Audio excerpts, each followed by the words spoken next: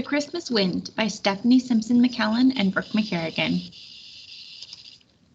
The wind shoved Jo sideways, stealing feeling from her fingers and toes. It chased her with ghostly moans and creepy shrieks. The day before Christmas, and still no snow. She should have been glad, but the skinny road seemed colder without it. Jo hitched her baby brother higher on her hip. Leaving was the right thing to do, but the timing was bad. Her mother's eyes were slippery and her forehead shiny, and Christopher was still so new. The wind elbows Jo's mother and kicked her to the ground. "Stop it!" Jo shook her fist at the sky. Ignoring her, the wind stole her scarf and blew out the light. Her plan was to be on a bus halfway to someplace else by now, but they weren't even close to the station. She pulled her mother to her feet. With a howl, the wind forced them off the road and into the prickly fields. The farm to her left belonged to an old man as unfriendly as the wind, Franklin Murdoch. His very name felt like a curse. The loss of his wife and only baby on a Christmas Eve long ago had turned him so crusty and mean, even grown-ups were afraid of him. Jo squinted toward Murdoch's barn. The old grouch won't be out on a night like this, she thought. Only those who are running from something would brave such a wind. Lean on me, Mom. There's a barn across this field. Or start out again in the morning. Maybe you'll feel better. Maybe the wind will die. But when her mother steadied herself against Jo's shoulder, Jo feared she might drop her brother. "Okay," she said. "New plan. I'll get Christopher to the barn and come back for you. I'll be fast." The barn was farther away than it looked. The more the wind pushed, the more Jo stumbled. She said words she knew she wasn't allowed to say. Reaching the yard, she hid behind a tree. Noting the single light in the simple house, she darted to the barn, faster than the wind itself. While it wasn't exactly warm inside, at least the wind couldn't find them in here. She wrapped her coat around her little brother and laid him in an empty manger. The cattle started lowing softly in the stalls around them. Quiet braying, and the gentle baa of sheep joined in and rose above the stalls in a kind of lullaby. "Quiet yourselves," Jo whispered. The wind fought her all the way back to her mother. It jostled and bumped them as they limped and stopped and limped their way back to the barn. As she laid her mother in the hay, heat rushed to Jo's face. The manger was empty. "Where is he?" Jo eyed the cows. She darted from stall to stall and fished frantically through the hay, but Christopher was gone. Franklin Murdoch. This time, Jo's words were a growl. Grabbing a shovel, she raged towards the house and peered through the window. Against the far wall, a wooden trunk spewed blankets and old photographs into the small room. An overturned bottle dripped milk off the edge of the table. The old man sat by the fire with his head in one hand and a crude wooden cradle at his feet. Jo pushed away from the window. She charged the front door and banged on it with her fist. The wind held its breath long enough for her to hear movement inside, but the door didn't open. She hammered louder. This time, Murdoch opened the door a crack.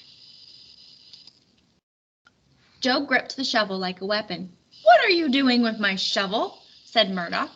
"You stole our baby. Give him back right now or you'll be sorry." Murdoch frowned and reached for the shovel.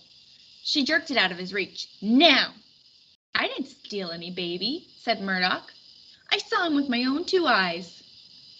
"That blasted wind carried his wailing right to my door," said Murdoch. "I saved him from freezing to death. What was he doing in my barn?" "None of your business." "My barn, my business." "Just give him back," said Jo. "Where are your parents?" Murdoch asked. "Where do you live?" The wind shifted noisily as Jo looked the old man square in the face. She pressed her lips together and scowled. "Well, you can't stay in my barn," Murdoch said. "Fine." Jo raised the shovel again. "Just give me my brother and we'll leave your precious barn." "That's not what I meant." He opened the door wider. "Come inside where it's warm. We'll figure things out in the morning." Jo eyed him suspiciously. "There's something else you need to know." Murdoch's eyebrows pinched into a single gray line. "And what would that be?" "My mother is sick." Jo gestured toward the barn with the shovel. As Murdoch leaned out to look, the wind snuck behind him. It shoved him into the yard and blew the barn door open. Joe raced to keep up. When Murdoch knelt beside her mother, muttering gruff words under his breath, she raised the shovel in warning. "It's the three of us or nothing." "What are you doing out on like this anyway?" Murdoch struggled to his feet with Joe's mother in his arms. "Just be careful with her," said Joe. "Tell me your names, at least," said Murdoch. "My mother's name is Mary. I'm Joe." As they stepped into the rising storm, the wind blew both ways at once, and a path of light from a single star opened before them. Joe and Murdoch found themselves momentarily suspended between where they came from and where they were going, until an eager blast of air hurried them to the house. Joe tucked the shovel by the door and rushed to check on Christopher. Murdoch laid Mary on the couch by the fire and fetched some blankets. "She's had a cough for days," said Joe. "Can you phone a doctor?" "I don't have a phone." Murdoch glanced at the old photos still scattered on the floor. "But even if I did, no one will help on Christmas Eve."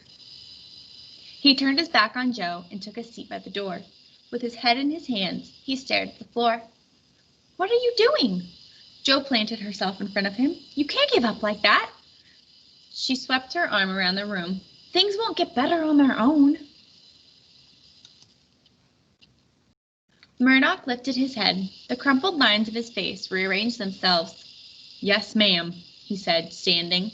The wind prowled in circles around the house as Murdoch brought a cool cloth and some medicine for Mary.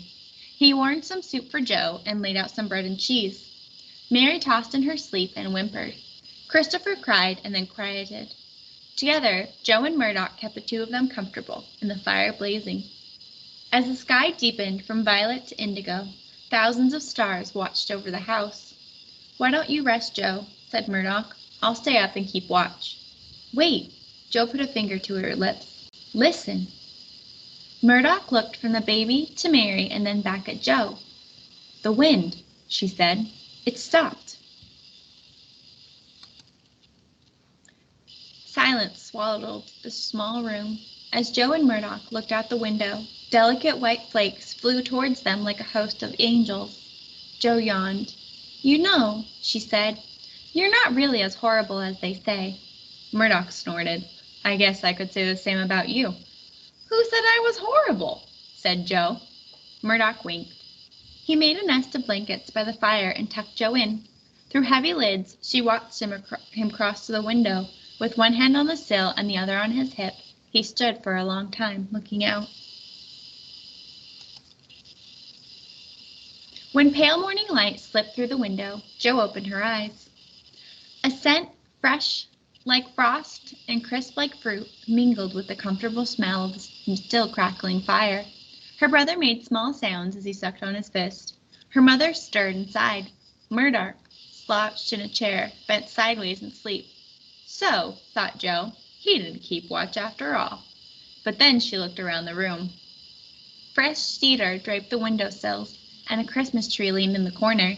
Threads of straw wove like gold ribbon through the greenery, pinched in places by scraps of colored cloth tied into awkward bows. Silver spoons dangled from the branches, and presents wrapped in newsprint crowded beneath. Kneeling by the tree, Joe touched each package. One was shaped remarkably like the shovel she'd brandished the night before. "Merry Christmas, Joe," Murdoch said from behind her. "Merry Christmas, Mr. Murdoch," she whispered. Together they opened the door and marveled at the blanket of snow the Christmas wind had blown in. The world that stretched before them looked fresh and new.